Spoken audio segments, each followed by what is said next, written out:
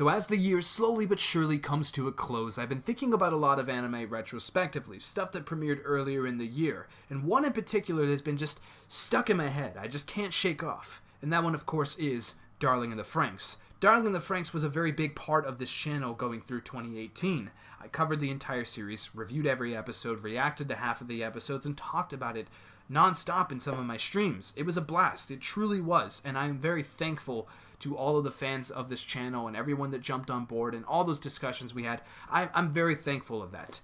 But let's get real. Darling in the FRANXX is a disaster, and let me tell you why.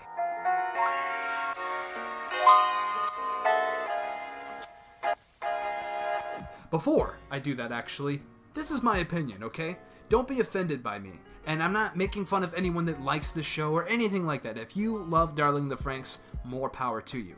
But Darling in the FRANXX is disgusting, guys, for real. It's really bad. So I think the biggest issue that poses itself in this series is the pacing.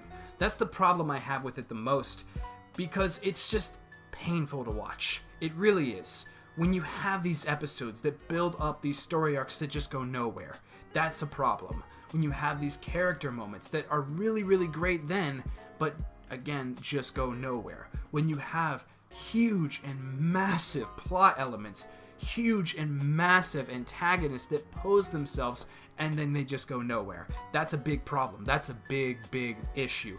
And I think that the biggest of all, no pun intended, is the giant Klaxosaur.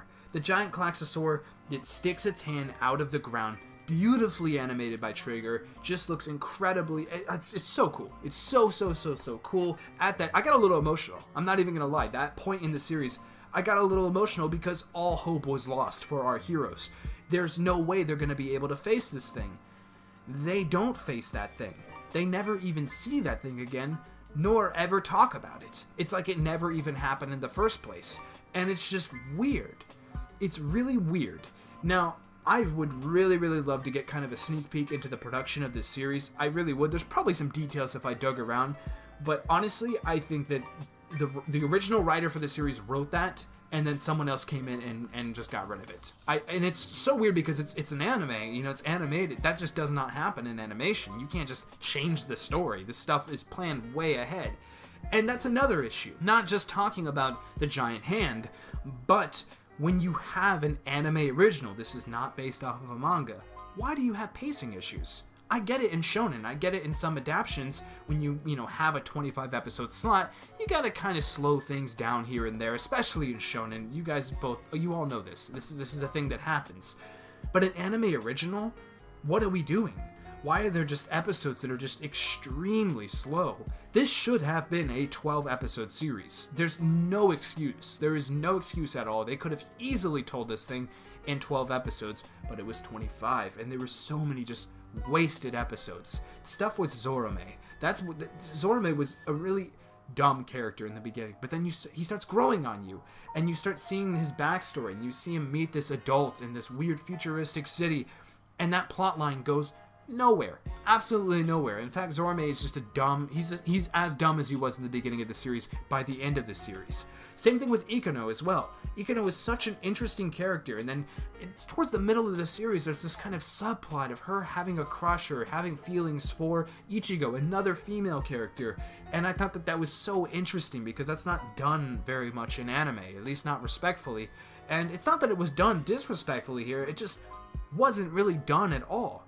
They kind of just ditched that plotline very quickly, and that upsets me because I thought that we were doing that. I thought that we were going to tell that story. That would have been an interesting character moment. But again, it just kind of goes nowhere. There's a little moment at the end, but it's not rewarding to the viewers. It really isn't. Her hair starts turning gray towards like episode 16 or something, and that's not really ever explained. That's not ever really talked about. Characters start getting sick and then they're just better again. That's not ever really talked about. Some of them have like fevers and stuff. Goro gets like really sick and then it's just ditched. The giant hand.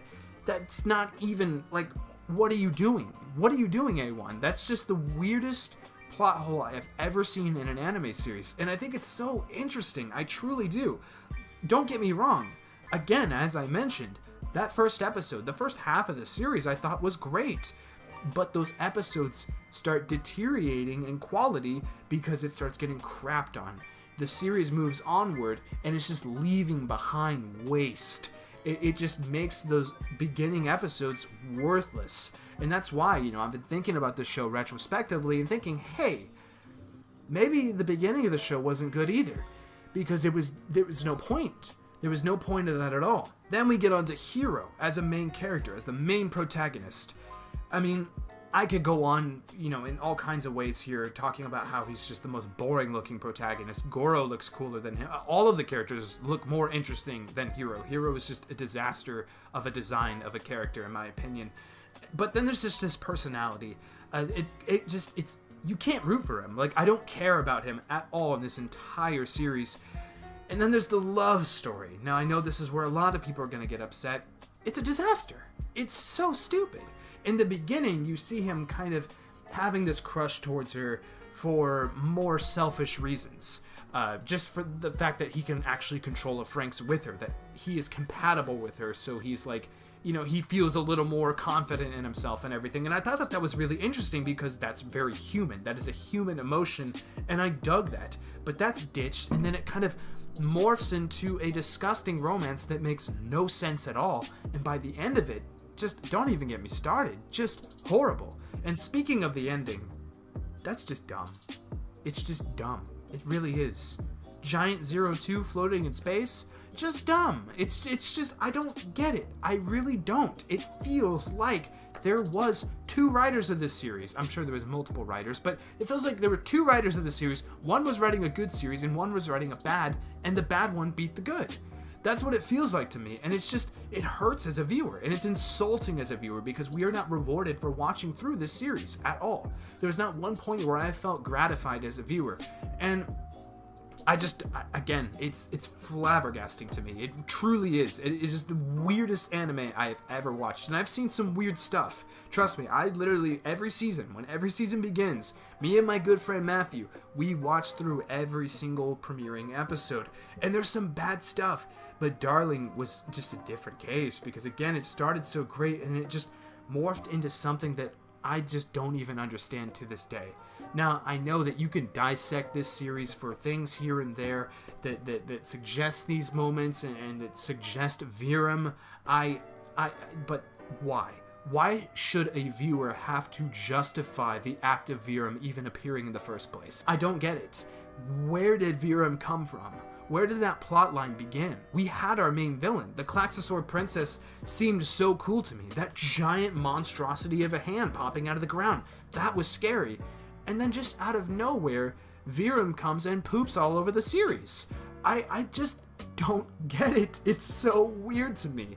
And I know I'm not the only one that thinks this. I know that people that love this series, they're a little flabbergasted as well. Let's get real. You cannot justify that. It is the weirdest plot twist I have ever seen. It's not even a plot twist because it doesn't even make sense within the plot. It just ditches the plot, and we're just watching in a completely different series now. It's dumb. Darling in the FRANXX is it's a disaster. It truly is. What do you think? Comment down below. Give me your thoughts. Do you hate this series as much as I do? And again, I hate this series out of love for this series because I love the series. The first half of the series I thoroughly enjoyed. It's so upsetting. It truly is. Anyway, thank you very much for watching, and until next time, I will see you guys later. Bye-bye.